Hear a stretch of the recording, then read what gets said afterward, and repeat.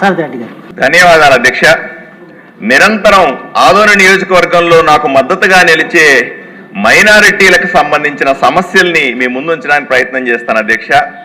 అక్కడ ఆరేకల్లో బాలికల residential school అధ్యక్ష 18 కోట్ల రూపాయల ఖర్చుతో నిర్మించారు అధ్యక్ష. దానికి స్టాఫ్, దానికి సంబంధించిన అడ్మినిస్ట్రేషన్ లేక నిరుపయోగంగా ఉంది, అడ్మిషన్స్ లేవు అధ్యక్ష.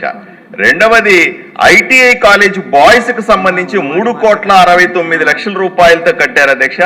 దాంట్లో కూడా ఈరోజు అడ్మిషన్స్ లేకుండా నిరుపయోగంగా ప్రజలకు ఉపయోగపడకుండా ఉంది అధ్యక్ష.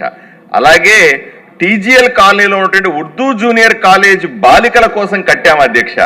ఇది పూర్తయి కూడా సంవత్సరం దాటింది అధ్యక్ష, అయినా దానికి ఇప్పుడు ఉపయోగంలో లేదు. ఈద్గా అధ్యక్ష ముస్లింస్ కు పవిత్ర స్థలం. గత ప్రభుత్వం 2,60,00,000 రూపాయలు అడ్మినిస్ట్రేషన్ శాంక్షన్ ఇచ్చిందని చెప్పి ఏదో వచ్చే చిత్తు కాగితం ఇచ్చి ముస్లింలను మోసం చేశారు అధ్యక్ష ఆదోనిలో. దీనికి తప్పనిసరిగా మా మంత్రి గారిని కూడా అడిగాను అధ్యక్ష.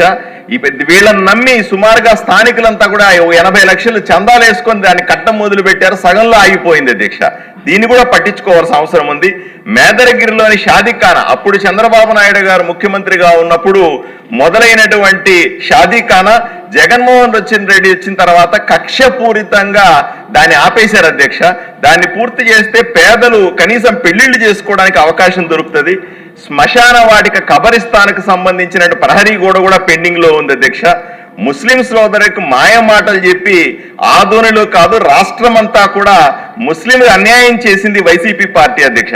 ముస్లింల వైపు నిలబడి వాళ్ళని కాపాడేది, వాళ్ళ గురించి ఆలోచన చేసేది గౌరవ ముఖ్యమంత్రి చంద్రబాబు నాయుడు గారి నాయకత్వంలో రాష్ట్ర ప్రభుత్వం, నరేంద్ర మోదీ గారి నాయకత్వంలో ఉన్నటువంటి ఎన్డీఏ ప్రభుత్వం అని మీ ద్వారా తెలియజేసుకుంటున్నాను అధ్యక్ష.